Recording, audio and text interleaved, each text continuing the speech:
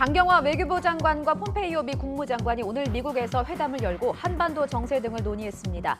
강 장관은 남북 협력 사업에 대한 협조를, 폼페이오 장관은 북미 협상 재개를 위한 공조와 호르무즈 해협 파병 필요성을 강조했습니다. 총선이 석 달 앞으로 다가온 가운데 여야는 본격적인 총선 국면에 들어갔습니다. 민주당은 총선 1호 공약으로 무료 와이파이 확대를 발표했고 한국당은 경제 공약을 내놨습니다. 전략공천 지역과 공천관리위원장 선정 작업에 나섰습니다. 이낙연 전 국무총리가 오늘 더불어민주당에 공식 복귀했습니다. 이 전 총리는 당과 마음의 거리를 둔 적 없다며 선대위 활동이나 종로 출마 여부 등 당에서 요청이 있으면 그에 맞게 해야 할 일, 할 수 있는 일을 충실히 해나가겠다고 밝혔습니다. 지난해 연간 취업자 수가 30만 1,000명이 늘어 2년 만에 30만 명대를 회복했습니다. 15세 이상 고용률은 22년 만에 최고치를 기록했습니다. 60세 이상 취업자는 37만 7천 명 증가한 반면 40대에서는 16만 2천 명이 감소했습니다. 근로소득자들이 이른바 13월의 보너스를 챙길 기회인 연말정산이 오늘부터 시작됩니다. 올해부터는 스마트폰 앱을 통해서도 연말정산 자료를 확인할 수 있으며 산후조리원 비용과 제로페이 사용액 등도 공제 대상에 포함됐습니다. 국정농단 사건과 국정원 특수활동비 상납 사건으로 기소된 박근혜 전 대통령의 파기환송심이 오늘 시작됩니다. 박 전 대통령은 2심에서 징역 25년에 벌금 200억 원을 선고받았지만 대법원은 뇌물 혐의는 분리 선고해야 한다며 사건을 돌려보냈습니다.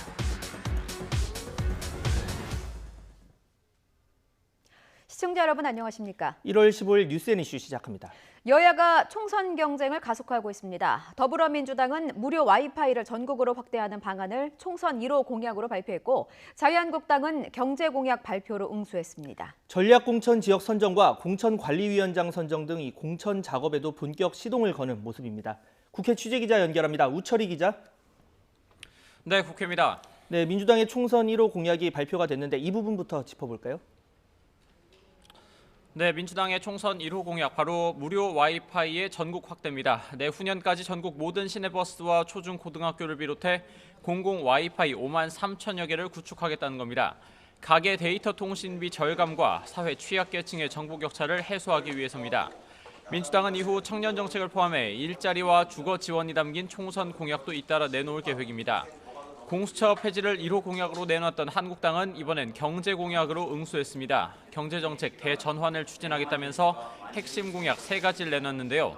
재정 건전화법을 적극 추진해 미래 세대를 빚더미 폭탄에서 벗어나게 하고 신한울 3, 4호기 건설 재개와 월성 1호기 재가동 등을 통해 탈원전 정책을 폐기해서 안전하고 값싼 전기를 제공하겠다고 밝혔습니다. 이어 다양한 근로시간제를 통해 노동시장을 개혁하겠다고도 설명했습니다. 여야는 또 나란히 공천 작업에도 시동을 걸었습니다. 먼저 민주당은 전략공천 지역을 정하는 전략공천관리위의 첫 회의를 오늘 오후에 진행합니다. 정세균 국무총리와 장관 겸직 의원들의 지역구, 또 총선 불출마를 선언한 의원들의 지역구 등이 우선 전략공천 지역으로 고려될 전망입니다. 이해찬 대표는 본격적인 공천 심사에 들어섰다면서 당헌 당규에 따라 공정하고 투명하게 공천하고 어떤 특혜나 차별도 없을 것이라고 강조했습니다. 한국당은 공천 실무를 총괄할 공천관리위원장 임명이 임박했습니다. 현재 최종 후보자 서너 명 정도를 추린 것으로 알려졌는데 황교안 대표가 이 가운데 한 명을 공관위원장으로 낙점할 방침입니다. 현재 김형호 전 국회의장과 김종인 전 민주당 비상대책위원장 등이 거론되고 있습니다. 네, 그리고 전현직 국무총리들이 오늘 모두 국회를 찾죠. 네, 그렇습니다. 2년 7개월의 최장기 총리를 지낸 이낙연 전 국무총리가 민주당 복귀 신고를 했습니다. 오늘 아침 당 최고위원회의를 찾았는데요. 이해찬 대표는 천군 만마를 얻은 느낌이라면서 상임 고문이나 선거대책위원장으로 핵심 역할을 해줄 것이라고 기대감을 숨기지 않았습니다. 이낙연 전 총리는 무슨 일을 해야 하고 또 무슨 일을 할 수 있는지는 당과 상의해서 결정할 것이라면서 아직 구체적인 역할을 주문받은 것은 없다고 밝혔습니다. 유력하게 거론되고 있는 서울 종로 출마설에 대해서는 종로로 이사한 건 사실이지만 역시 당과 상의하겠다면서 신중을 기했습니다. 한국당 황교안 대표와의 맞대결 성사 여부에 대해서는 말을 아꼈습니다. 이에 대해 황교안 대표는 이낙연 전 총리가 어디에 출마하는 것보다 자신이 어디에 출마하는지가 좋을지 당에 도움되는 길을 찾아가겠다고 다소 격앙된 반응을 보이기도 했습니다. 이런 가운데 정세균 총리도 오늘 취임 인사를 위해 국회를 방문합니다. 민주당 이해찬 대표, 이인영 원내대표는 물론 각 당 지도부를 잇따라 만날 예정입니다. 다만 인준 자체를 반대했던 한국당의 황교안 대표와의 만남은 오늘 성사되지 않고 황 대표의 지방 일정 등으로 인해 추후에 이뤄질 것으로 보입니다. 네, 정치권의 또 다른 이슈죠. 보수 통합 문제를 놓고도 잡음이 끊이지 않고 있다고요? 네, 그렇습니다. 어제 한국당과 새로운 보수당 의원 등이 참석한 가운데 혁신통합추진위 첫 회의가 열렸는데 묘한 입장 차이가 감지됐었습니다. 한 통합추진위 관계자는 YTN과의 통화에서 특히 새보수당 내부에서 통합에 대한 입장이 서로 다른 것 같다는 언급을 하기도 했습니다. 오늘 새보수당에서는 공개적으로 불협화음까지 표출됐습니다. 주인공은 좌장격인 유승민 보수재건위원장입니다. 한국당 황교안 대표가 우리 공화당까지 통합할 수 있다고 언급한 데 대해 정말 탄핵의 강을 건너고 극복하는 통합이 되겠냐고 비판한 겁니다. 또 한국당 중심 통합에 새보수당의 숫자 몇 개를 붙이는 통합을 국민들이 새로운 집으로 생각하겠냐면서 진정한 총선 승리를 위해서는 대우각성해야 한다고 강조했습니다. 본격적인 통합 논의에 들어가겠다고 선언한 새보수당의 하태경 책임대표 등 적극적인 통합 추진 의견에 사실상 제동을 건 셈입니다. 이에 대해 하태경 책임대표는 당이 살아있다는 증거라면서 자신들이 주장하는 보수재건의 3원칙에 어긋나면 묵과하지 않겠다고 일단 진화에 나섰습니다. 유승민 보수재건 위원장의 이런 입장에 대해 한국당 황교안 대표가 직접적인 반응을 내놓진 않았습니다. 다만 모든 사람과 힘을 합쳐 문재인 정권 심판이라는 국민의 명령을 반드시 수행하겠다는 원론적인 언급만 했습니다. 지금까지 국회에서 YTN 우철입니다. 미국에서 열린 한미 외교장관 회담에서 강경화 외교부 장관이 대북 제재의 예외적 인정에 대해 언급했습니다. 마이크 폼페이오 미국 국무부 장관에게도 이런 의견을 전달했다고 밝혔습니다. 취재기자 연결합니다. 장하영 기자. 네, 통일외교안보부입니다. 네, 강경화 장관, 오늘 한미일 외교장관 회담이 있고 난 뒤에 기자들과 만나서 이런 이야기를 했다고요. 네, 강경화 외교부 장관과 이 마이크 폼페이오 미국 국무부 장관, 모테기 도시미스 일본 외무상이 미국 펠로엘토에서 양자 그리고 3자 회담을 진행했습니다. 강 장관은 회담을 마치고 기자들과 만나서 대북 문제에 대해 특정 시점에 따라서는 북미보다 남북이 먼저 나갈 수도 있다고 말했습니다. 큰 틀에서는 북미와 남북 대화가 보완하며 선순환해야 한다는 전제를 깔면서도 북미 대화가 진전이 안 되는 상황에서 남북이 할 수 있는 부분을 대화해 북한 관여 모멘텀을 계속 살리는 게 중요하다고 강조했습니다. 그러면서 제재 완화에 대한 입장을 내놨는데요. 북한 간의 중요한 합의 가운데 제재 문제가 되지 않는 부분, 또 제재가 있지만 예외 인정을 받을 수 있는 사업이 분명히 있다고 생각한다고 말했습니다. 그리고 이런 의견을 폼페이오 장관과 나눴고 미국 측도 우리 의지를 이해하는 상황이라고 전했습니다. 앞서 문재인 대통령도 신년 기자회견에서 개별 관광과 같은 것은 이 국제 제재에 저촉되지 않고 제재의 예외적 승인이 필요하다면 노력할 수 있다고 말했습니다. 곧 스티븐 비건 미국 국무부 부장관을 만날 이도훈 외교부 한반도 평화교섭본부장도 오늘 출국길에서 북미 관계가 정체된 시기에 남북 관계를 증진할 필요가 있다고 강조하기도 했습니다. 네, 중동 원유 수송의 길목이죠. 호르무즈 해협 파병도 핵심 의제로 거론이 됐었는데 논의가 됐습니까? 네, 폼페이오 장관은 호르무즈 해협 안정이 위태해지면 유가가 상승하고 국제 경제에 파급 효과가 크다고 강조한 걸로 전해집니다. 그러면서 경제적 이해관계가 걸린 국가라면 어디든 공동의 노력을 기울여야 한다는 기본 입장을 재확인했습니다. 앞서 여러 차례 했던 호르무즈 공동 방위 동참 요구를 다시 밝힌 건데요. 강 장관은 이에 대해 우리 원유 수입의 70%가 이곳을 통해 수입되는 만큼 기여해야 한다는 입장이라고 밝혔습니다. 그러면서도 이 지역 국민과 기업의 안전, 또 이란과의 관계도 다 고려해야 한다고 신중론을 폈습니다. 또 이번에 미국의 호르무즈 안보 구상을 상세히 들을 수 있어서 국가안전보장회의 차원의 논의를 진전하는 데 도움이 됐다고 평가했습니다. 한미 방위비 분담금 문제와 관련해서는 두 장관이 양국이 이견의 폭을 좁히고 있다고 평가하고 협상팀이 진전을 낼 수 있도록 독려하기로 한 걸로 알려졌습니다. 한일 외교장관 회담 내용도 전해주시죠. 네, 강 장관과 모테기 일본 외무상은 강제징용과 수출 규제에 대한 양국 입장을 재확인했습니다. 우리는 수출 규제를 빨리 철회하라는 입장을, 또 일본은 강제징용 문제를 해결하라는 입장을 강조했습니다. 강 장관은 회담 말미에 배석자를 물리치고 모태기 외무상과 5분 정도 독대했는데요. 평행선을 달리는 양측 입장을 조율했을 걸로 예상됩니다. 지금까지 통일외교안보부에서 YTN 장하영입니다. 마이크 폼페이오 미국 국무장관은 미국이 북한의 안보 위험이 아니라며 김정은 위원장이 올바른 결정을 내리길 희망한다고 말했습니다. 그러면서 북한 비핵화 문제는 미국 혼자만의 노력으로는 해결될 수 없다며 주변국, 특히 중국의 개입이 절실하다고 설명했습니다. 워싱턴 강태욱 특파원의 보도입니다.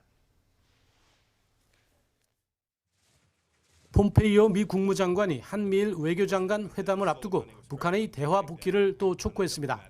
북한이 가진 무기 시스템은 실질적 위험이 되지만 미국은 북한의 안보 위험이 되지 않는다고 말했습니다. 최근 긴장이 고조된 이란과는 상황과 접근법이 다르다는 것을 강조한 셈입니다. 김 위원장이 지난 2018년 6월에 한 약속을 이행하는 것이 북한의 가장 큰 이득이라는 점을 확신시키기 위한 대화는 계속하고 있다고 했습니다.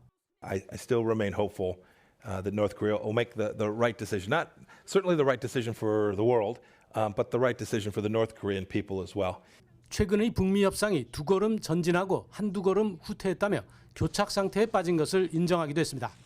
북한에 부과한 제재는 미국이 아닌 유엔과 국제사회의 제재라고 선을 그었습니다. 대북 제재 덕에 김 위원장이 북한 주민을 위해 올바른 길로 나아가는 데 대해 진지하게 생각하도록 만들었다고 설명했습니다. I hope we have a successful 2020. It would be great for America. It'd be great for the world. It'd be great for the region as well. 폼페이오 장관은 이와 함께 북한 문제는 중국이 개입하지 않고는 해결될 수 없을 것 같다고 전망했습니다. 그런 만큼 북한 탄도미사일의 직접 영향권인 한국과 일본뿐만 아니라 중국의 공동 노력이 절실하다고 강조했습니다. 워싱턴에서 YTN 강태욱입니다. 지난해 취업자가 2년 만에 다시 30만 명대 증가폭을 회복하고 고용률도 사상 최고 수준으로 나왔습니다. 다만 40대와 제조업의 고용 한파는 계속되고 있어서 이를 개선하려는 정책에 정부가 집중하기로 했습니다. 취재기자 연결합니다. 김평정 기자. 네, 경제부입니다. 네, 고용 통계는 1년 전에 같은 기간과 비교를 하는 거니까 지난해 취업자가 2018년보다 30만 명 이상 늘었다는 거죠? 네, 지난해 연간으로 취업자가 전년보다 30만 1,000명 증가했습니다. 지난 연말에 정부가 예측했던 28만 명보다 결과가 더 좋게 나왔습니다. 고용 참사라는 말이 나왔던 2018년에 취업자 증가폭이 9만 7천 명에 불과했던 것에 비하면 3배 이상 상승했습니다. 15살 이상 고용률은 60.9%로 지난 1997년 이후 22년 만에 최고치를 보였습니다. 특히 경제협력개발기구 OECD 비교 기준인 15에서 64살 고용률은 66.8%로 이 통계가 작성된 1989년 이후 최고치를 기록했습니다. 지난해 실업자는 106만 3천 명으로 전년보다 1만 명 감소했고 실업률은 전년과 같은 3.8%를 유지했습니다. 예, 지난해 개선된 만큼 올해도 좋아야 할 텐데 정부는 어떤 계획을 갖고 있습니까? 네, 정부가 이를 설명하는 합동 브리핑을 열었습니다. 홍남기 부총리는 브리핑에서 우선 취업자와 고용률, 실업 등의 3대 고용 지표가 양적 측면에서 V자형 반등에 성공했다고 높이 평가했습니다. 생산 가능 인구의 감소에도 고용률이 상승한 것은 큰 의미가 있다고 강조했습니다. 다만 모든 연령대에서 유일하게 고용률이 감소한 40대는 인구 감소를 넘어서는 취업자 감소가 일어나고 있다고 지적했습니다. 홍 부총리는 40대 일자리에 맞춤형 대책을 오는 3월까지 마련하겠다고 밝혔습니다. 제조업 일자리 부진을 돌파하기 위해서는 서비스업과 신산업을 육성해 일자리를 창출하겠다고 설명했습니다. 이와 함께 투자 확대와 혁신 성장, 규제 개혁의 3대 축을 중심으로 경제 활력을 제고해 민간에서 양질의 일자리를 만들겠다고 거듭 강조했습니다. 지금까지 경제부에서 YTN 김평정입니다. 국세청의 연말정산 간소화 서비스가 오늘 오전 8시 개통되면서 본격적으로 근로소득자들의 2019년도 연말정산 작업이 시작됐습니다. 연말정산 간소화 서비스는 국세청이 소득, 세액공제 증명에 필요한 자료를 병원, 은행 등 17만 개 영수증 발급기관으로부터 직접 수집해서 근로자에게 홈택스와 모바일 홈택스를 통해 제공하는 서비스입니다. 근로자는 오늘부터 서비스에 접속해서 소득과 세액공제 자료를 조회할 수 있으며 18일 이후에는 공제 신고서 작성, 공제 자료 간편 제출, 예상 세액 계산 등도 할 수 있습니다. 국정농단 사건과 국가정보원 특수활동비 상납 사건 등으로 기소된 박근혜 전 대통령의 파기환송심이 오늘 시작됩니다. 서울고등법원은 오늘 오후 2시 20분 박 전 대통령의 파기환송심 첫 공판을 진행합니다. 국정농단 사건과 관련해 박 전 대통령은 2심에서 징역 25년과 벌금 200억 원을 선고받았지만 대법원 전원합의체는 뇌물 분리선고 원칙을 지키지 않았다는 이유로 지난해 8월 사건을 서울고등법원에 돌려보냈습니다. 국정원 특수활동비 사건은 2심에서 징역 5년에 추징금 27억 원이 선고됐고 대법원에서 일부 국고손실 혐의와 뇌물 혐의를 추가로 인정해야 한다는 취지로 사건을 돌려보냈습니다. 성폭행 의혹이 제기된 가수 김건모 씨가 경찰에 출석해서 조사를 받고 있습니다. 김건모 씨가 의혹이 불거진 뒤 모습을 드러낸 건 오늘이 처음인데 현장 나가 있는 취재기자 연결해서 더 자세한 내용 알아보겠습니다. 김민성 기자. 네, 서울 강남경찰서에 나와 있습니다. 네, 가수 김건모 씨가 이번 주 초에 소환될 것이다 이런 전망이 있었는데 결국 오늘 출석했죠? 네, 김건모 씨는 오늘 오전 10시 20분쯤 변호인단과 함께 서울 강남경찰서에 모습을 드러냈습니다. 인터넷 방송을 통해 성폭행 의혹이 불거진 뒤 40일 만에 경찰에 출석한 겁니다. 비공개 출석을 원했지만 여의치 않자 지하 주차장으로 들어가는 방법을 택했습니다. 김 씨는 취재진을 피해 오늘 지하 3층 직원 전용 주차장으로 차를 타고 들어왔습니다. 김건모 씨는 경찰에 출석하면서 성폭행 의혹을 인정하느냐 등의 취재진의 질문에 아무런 대답을 하지 않은 채 굳은 표정으로 조사실로 향했습니다. 경찰이 오늘 집중적으로 조사할 대목은 성폭행 의혹이 제기된 2016년 8월 당시의 동선과 행적이 될 것으로 보입니다.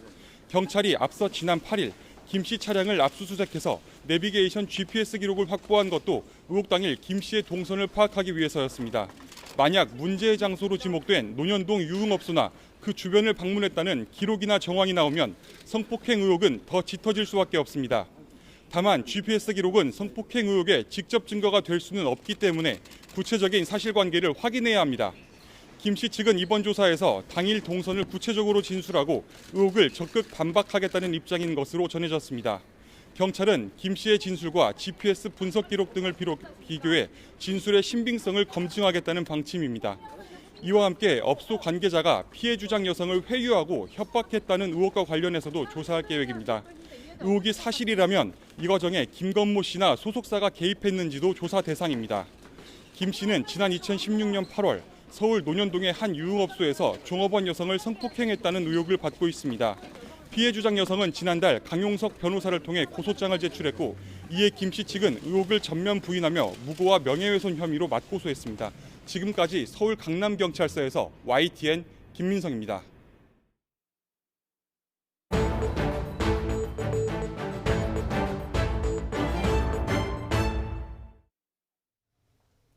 검경 수사권 조정 관련법이 국회 문턱을 넘자 윤석열 검찰총장은 앞으로 형사사법 절차에 큰 변화가 있을 것이라며 검찰도 바꿀 것은 바꿔야 한다고 후속 조치를 당부했습니다. 검찰 내부에서는 수사권 조정과 물갈이 인사에 중간 간부들의 항의성 사직이 잇따르면서 반발이 커질 조짐입니다. 법조팀 취재기자 연결해서 관련 내용 자세히 들어보겠습니다. 조성호 기자. 네, 대검찰청입니다. 예, 수사권 조정 법안 통과 다음 날, 그러니까 어제입니다. 윤석열 총장이 외부 일정에 참석했죠? 네, 윤석열 총장은 어제 충북 진천 법무연수원에서 열린 신임 부장검사 교육에서 강연했습니다. 수사권 조정 관련 언급도 했는데요. 앞으로 형사사법 시스템에 큰 변화가 있을 거라며 대검찰청도 후속 조치를 당장 준비하겠다고 말했습니다. 윤 총장은 법 개정에 따라 검찰 조직도 바뀔 필요성이 있다고 언급했습니다. 형사 문제로 해결할 일이 아닌 것은 비형사화하는 등 검찰도 바꿀 것은 많이 바꿔나가야 한다고 밝혔습니다. 무엇보다 국민이 모두 동의하는 헌법 정신을 지켜내는데 검찰 자원을 써야 한다고도 강조했습니다. 그러면서도 검사는 형사사법 절차를 끌고 나가는 리더라며 검사의 본질적 권한과 책무가 뭔지를 생각하자고 당부했습니다. 예. 바뀐 제도를 검찰도 받아들여서 변화하겠다는 의지를 밝힌 것으로 보이는데요. 검찰 내부 분위기는 좀 달라 보입니다. 어제 중간 간부들의 사직이 잇따랐군요. 네, 형사부 검사 시절 이야기를 담은 베스트셀러 검사내전의 저자로 이름을 알린 김웅 검사가 수사권 조정 법안 통과에 항의하며 사의를 표명했습니다. 김 검사는 대검 미래기획 형사정책단장 시절 수사권 조정 관련 검찰 측 실무를 맡으면서 정부 여당이 추진하는 방안에 강하게 반대하다가 지난해 여름 인사 때 수사 실무를 맡지 않는 법무연수원 교수로 사실상 좌천됐습니다. 김 검사는 검찰 내부망에 올린 사직 인사글에서 문재인 정부의 수사권 조정은 개혁이 아니라 퇴보라고 비난했습니다. 서민은 불리하고 국민은 더 불편해지며 수사기관의 권한은 무한정으로 커져 부당한 산불법이라고 주장했습니다. 국민을 속이고 도착한 곳은 중국 공안이자 경찰공화국이라며 거대한 사기극에 항의하기 위해 사직한다고 덧붙였습니다. 서울중앙지검 조세범죄조사부의 김종호 부장검사도 부족한 자신에게 공직의 길을 허락해줘 감사하다며 사의를 밝혔습니다. 조세범죄조사부는 문재인 정부 들어 수사 전문성 확보를 위해 신설한 부서인데 법무부의 직접 수사 축소 방침에 따라 2년 만에 사라집니다. 예, 이런 중간 간부들의 사직이 검사들의 집단 반발로 이어지게 될까요? 아직 그런 움직임이 있는 건 아닙니다. 다만 어제 두 검사의 사직 글에는 수백 명의 일선 검사들이 댓글로 공감을 나타냈습니다. 검찰 내부에서는 적폐 수사 때는 직접 수사를 확대하더니 청와대 관련 수사가 진행되는 시점에 직접 수사 축소를 추진하는 것에 일관성이 없다는 불만이 나옵니다. 실제 일부 수사는 차질이 불가피해 보입니다. 직제 개편이 이루어지면 삼성 관련 수사를 맡은 서울중앙지검 반부패 수사 4부는 공판부로 전환됩니다. 삼성 바이오로직스 분식회계 의혹에서 시작된 수사가 경영권 승계 의혹으로 확대됐고 윗선인 이재용 부회장까지 겨냥하고 있는데요. 장충기 전 미래전략실 사장 등은 최근 검찰 인사 등을 앞두고 출석 요구에 응하지 않고 있는 것으로 전해졌습니다. 형사부로 전환되는 조세범죄조사부는 조국 전 장관 일가가 투자한 사모펀드 연루 의혹이 제기된 상상인 그룹 관련 수사, 과학기술범죄수사부는 포항 지진 촉발 의혹 수사를 맡고 있는데요. 향후 인사로 수사팀이 뿔뿔이 흩어지면 수사의 동력이 떨어질 수밖에 없어 보입니다. 예, 법무부의 직제 개편과 중간 간부 인사가 남아 있습니다. 언제쯤으로 예상됩니까? 네, 법무부가 어제 대검의 반부패 수사부와 공공수사부 등을 축소하는 것과 관련해 의견을 달라고 요청했습니다. 기한은 내일까지입니다. 법무부는 검찰 의견을 들은 뒤 행정안전부와 협의를 거쳐 오는 21일, 그러니까 다음 주 화요일 열리는 국무회의에 직제 개편안을 상정할 것으로 보입니다.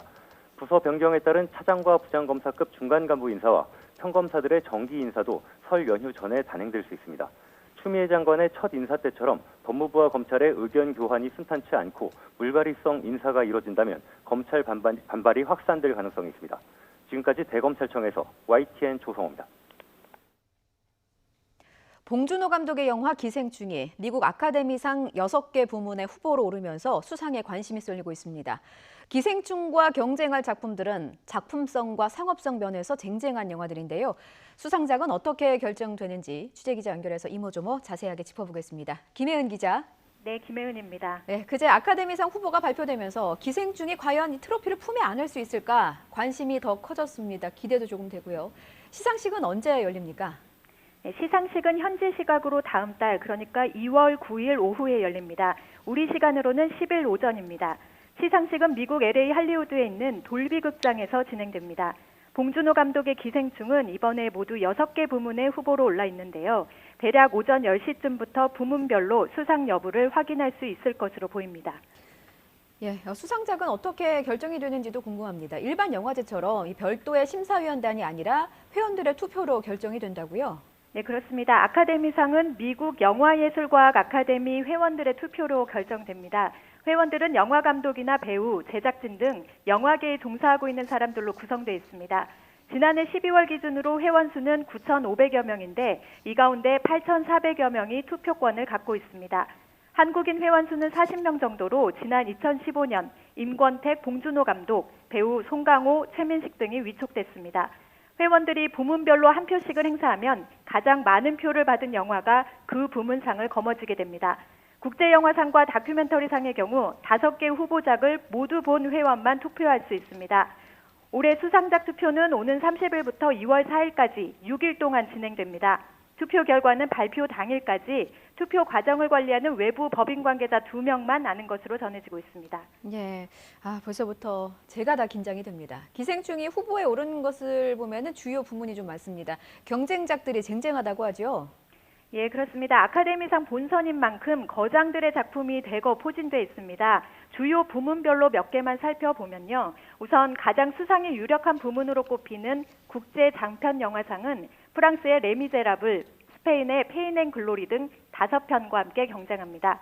감독상 부문도 모두 5편이 올라와 있는데요.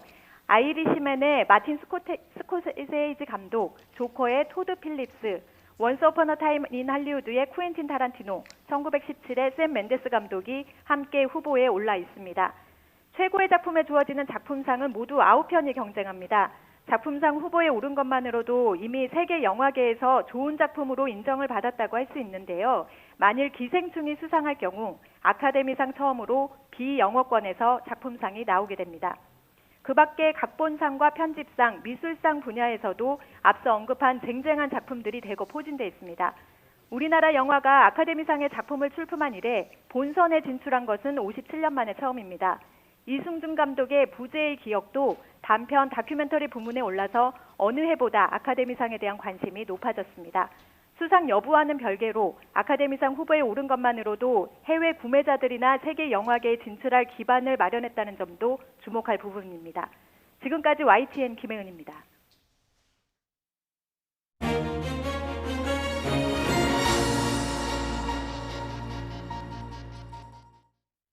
네, 지난 13일이었습니다. 사립유치원을 투명하게 운영하자는 유치원 3법이 마침내 국회 문턱을 넘었습니다.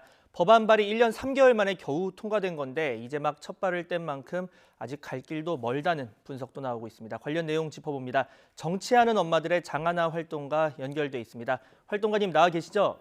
네, 안녕하십니까? 네, 문턱이 참 높았습니다. 정말 힘겹게 통과가 됐는데 처음에 이 감사에 걸린 유치원 명단 정보 공개 청구부터 많은 노력을 하셨는데 소회부터 짧게 들어봐야 할 것 같아요. 네, 일단 아시다시피 한국유치원총연합회가 최근에 자유한국당 수정안까지 발의시킬 만큼 국회나 이 정치권에 미치는 로비력이 강하고요. 거기에 맞서서 평범한 엄마 아빠들이 이제 이런 유치원 3법이라는 큰 변화를 만들어낸 게 가장 감격적인 부분 같습니다. 이후에도 평범한 다른 시민 여러분들도 정치에 관심 갖고 또 목소리 내시는 게 참 좋을 것 같다는 생각이 듭니다. 네, 처음에 명단 공개 청구하실 때 이렇게까지 공론화가 오래될지 좀 생각을 해보셨나요? 전혀 생각 못했고요. 전혀 생각 못했고 그냥 계란으로 바위치기다라는 생각을 저희끼리 하면서 그래도 가만히 있으면 안 되겠다. 사립유치원의 비리가 만연해 있는데 어떤 유치원이 비리를 저질렀나 이 이름만 감춘다는 국민 알 권리도 너무 침해를 하고 또 무엇보다 비리 유치원의 아이들을 보내는 부모나 특히 아이들에게는 너무 부당한 일이잖아요. 그래서 이름이 뭔지 알아야겠다. 이렇게 소박하게 시작한 것이 이런 큰 법 제도 변화까지 왔네요. 네. 네, 뭐가 달라지는지부터 핵심만 짚어보겠습니다. 그러니까 공공성 강화라고 볼 수가 있겠는데 이 부모가 그러니까 자녀 잘 돌봐달라고 낸 돈 또는 이 국가 보조금을 이제 그걸로 인해서 이제 원장이 명품 가방을 산다거나 이런 일들이 이제 없어질 수 있는 겁니까? 그렇죠. 근데 실제 없어지는지 아닌지는 실물 감사, 현장 감사를 철저히 해야 됩니다. 네. 예전에 이런 명품 가방, 외제차 이런 거에 돈을 쓴 걸 어떻게 하라냐 한다면 유치원 교비 회계 장부에 명품백 영수증을 첩부를 하는 겁니다. 누가 봐도 비상식적이지 않습니까? 네. 이거는 초중고등학교 학교 장부에 명품백 외제차 관련 영수증을 첩부하는 거랑 똑같은 것인데 사립유치원은 그게 문제인지도 몰랐던 것이죠. 이제 에듀파인을 씀으로써 그런 일은 없어지지만 예컨대 납품비리 있겠죠. 식재료나 교재교구 사면서 세금 계산서는 크게 받아놓고 실제 실거래가는 작게 해가지고 뒷돈을 빼돌리는 방식 이런 것들은 에듀파인으로 잡아내기 사실상 힘들고요. 그러니까 교육당국이 계속 철저한 감사해야 된다라고 주장합니다. 네, 어쨌든 그러니까 돈을 이제부터는 아이 돌보는 데 써라. 그러기 위해선 수기 말고 이제 회계 시스템을 국공립 유치원에 준하게 이제 사용을 해라. 이런 부분에서는 의미가 크게 있겠네요. 그렇죠. 유치원 교비 회계가 사립유치원 이사장 원장들 쌈짓돈 아니다 이런 거를 법으로 확실히 규정했으니까 큰 변화가 생겼다고 저희는 봅니다. 네. 그리고 또 처벌도 이제 강화가 될 텐데 횡령이나 유용시의 형사처벌 그리고 또 이런 처벌을 받은 사례가 있으면 다시 유치원 차리는 것 이런 것도 이제 제약이 좀 생기게 되는 겁니까? 네, 이제 이름 바꿔서 이제 간판만 바꿔 달고 다시 재개원하는 이런 것들도 이번에 법으로 바꿨고요. 또 과거에는 교비 회계를 사적으로 유용했을 때도 실형을 살게끔 할 수 있는 조항이 없었는데 이제 2년 이하 징역, 2천만 원 이하 벌금 이렇게 그 조항이 생겼습니다. 하지만 많은 언론에서 알려진 만큼 수백억 대의 유치원 비리도 현재 있습니다. 그런 수백억 대 비리에 2천만 원 벌금은 너무 작다고 다들 느끼실 텐데요. 네. 그래서 횡령죄 적용을 하도록 하는 이런 법 개정이 21대 때 또 이루어졌으면 하는 게 저희 바람입니다. 그러니까 처벌이 좀 실질적으로 더 수위가 높아져야 된다, 현실화돼야 된다 이런 얘기를 해주셨고, 자, 또 보자면 자 이렇게 바뀐 그러니까 유치원 3법이잖아요. 법이 3개인데 이 3개가 저마다 적용 시기가 조금씩 다릅니다. 뭐 이렇게 적용 시기가 다른 이유는 뭐고 또 현장에 이 혼란은 없을지 좀 궁금한데 이 부분 짚어보자면요. 뭐 저는 학부모고 제가 그 교직원은 아니기 때문에 현장 혼란을 좀 가늠하기 힘들지만 에듀파인의 경우 좀 그 적용 시기를 그 교육부가 정부가 그 좀 의도를 가지고 이렇게 앞당겼다고 보여지고요. 예. 아마 뭐 다른 모든 뭐 학교 급식법이나 사립학교법보다 이 에듀파인 도입이 앞서 말씀드린 대로 어쨌든 사립유치원 비리 그 뭐 이제 잘못된 근간을 바로잡는 가장 기초적인 그 조치이기 때문에 에듀파인을 3월부터 좀 앞당겨서 한 게 아닌가 그렇게 생각합니다. 네. 그러니까 뭐 돈을 이 아이돌 보는 데만 쓰고 그리고 급식도 좀 제대로 이제 아이들에게 그 운영이 되고 뭐 이런 부분에 대해서 전반적으로 이제 유치원 3법이 다 다루고 있는 부분인데 법안은 네. 통과됐지만 또 반대 입장도 아직 있는 게 사실입니다. 이 한유총 뭐 입장 발표까지 취소를 하면서 이번 법안 통과에 대해서 침묵을 하고 있고 또 일부 네. 사립유치원은 뭐 사유재산권을 침해하지 말라 이런 입장을 지속하고 있는데 이 부분은 어떻게 보십니까? 네, 이 논란이 바로 1, 2년 이상 계속되어 온 논란인데요.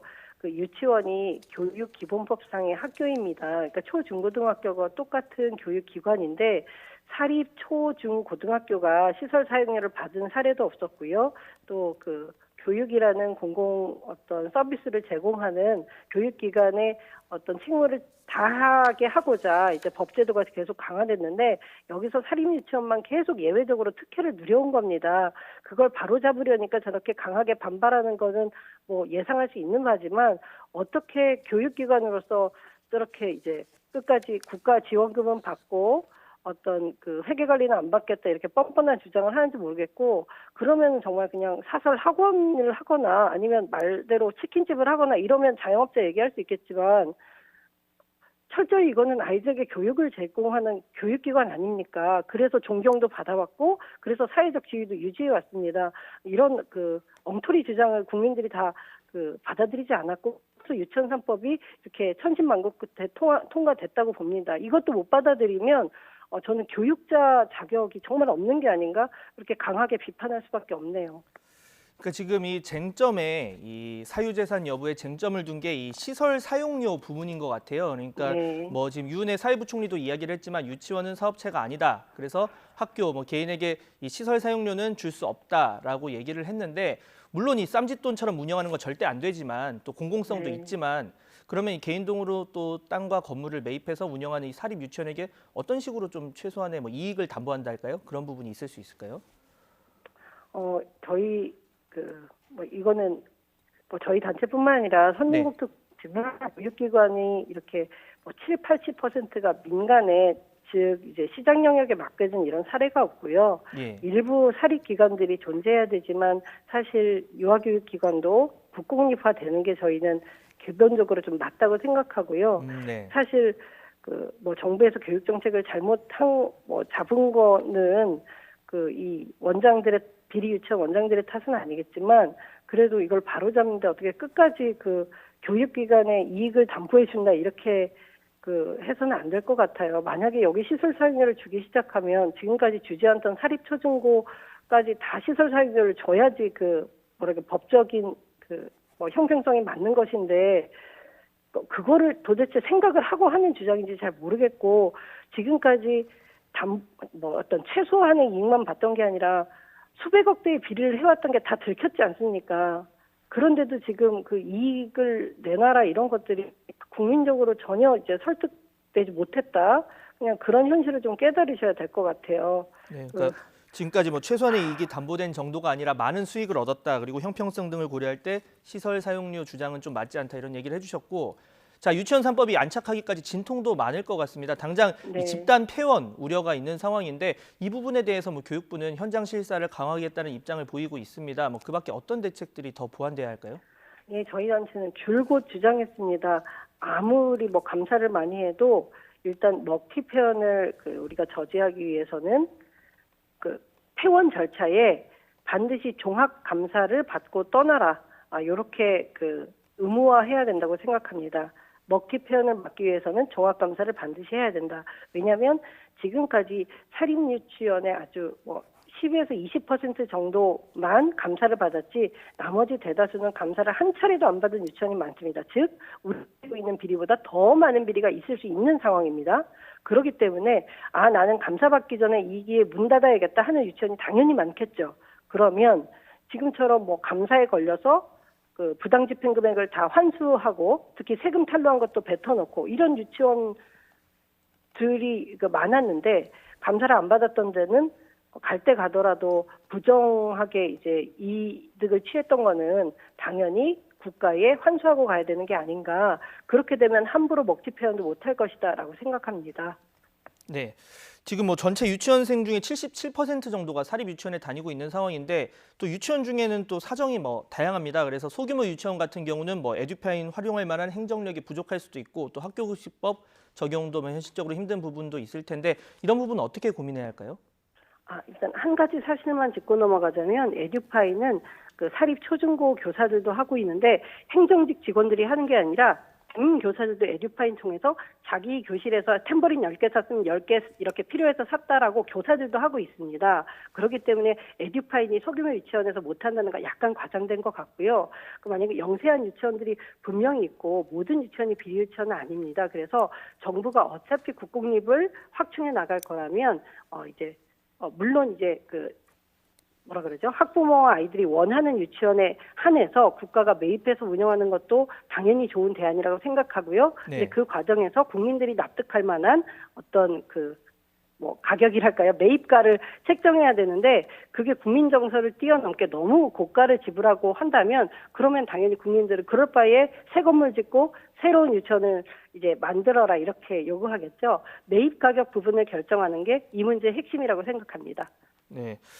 자, 애써 만든 법이니까 잘 시행이 돼야 할 텐데 그러면 이거 하나는 좀 이런 후속 입법 아니면 후속 조치가 꼭 필요하겠다 하는 부분 얘기를 좀 해주신다면요. 네, 아까 잠깐 언급을 했는데요. 그 유치원과 특히 어린이집 누리과정, 즉 만 3, 4, 5세입니다. 이렇게 아이들에게 누리과정 지원금이 매년 투입되고 월 1인당 22만 원씩 들어가고 있습니다. 근데 이게 지원금이라다 보니까 한번 그 유치원 회계로 들어가면 법적으로는 유치원 주인, 이사장 돈처럼 돼버려서 횡령죄 적용을 못합니다. 그래서 저희는 누리과정 지원금이 아니라 보조금으로 법적 형식을 바꿔야지만이 이거를 아이들에게 쓴 게 아니라 사적으로 썼을 때는 똑같이 횡령죄나 특정 경제범죄 그 특경법 적용을 해서 징역형도 살게 하고 이제 비리의 규모가 클 때는 큰 형량으로 처벌할 수 있다. 그래서 지원금을 보조금으로 바꾸자라는 주장 계속 해나갈 계획입니다. 네, 오늘 말씀 감사합니다. 정치하는 엄마들의 장하나 활동가의 말 들어봤습니다. 오늘 연결 감사합니다. 네, 감사합니다.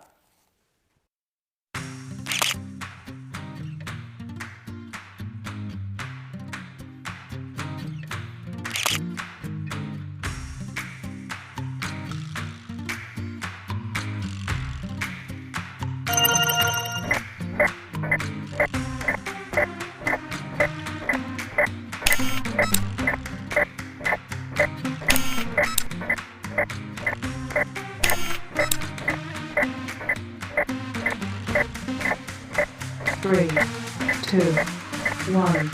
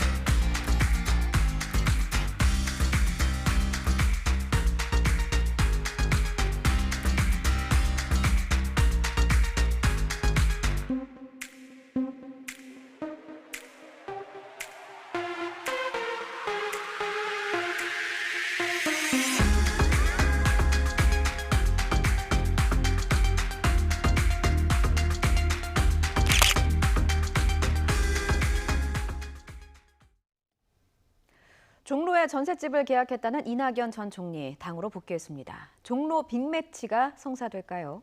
자, 각 당의 총선 전략은 무엇인지, 보수통합 논의는 어디까지 진행됐는지 짚어보겠습니다. 어제 대통령 신년 기자회견에서도 가장 관심이 쏠렸던 이슈, 바로 검찰을 둘러싼 논란과 관련해서 정치권의 시선은 어떤지도 들어보겠습니다.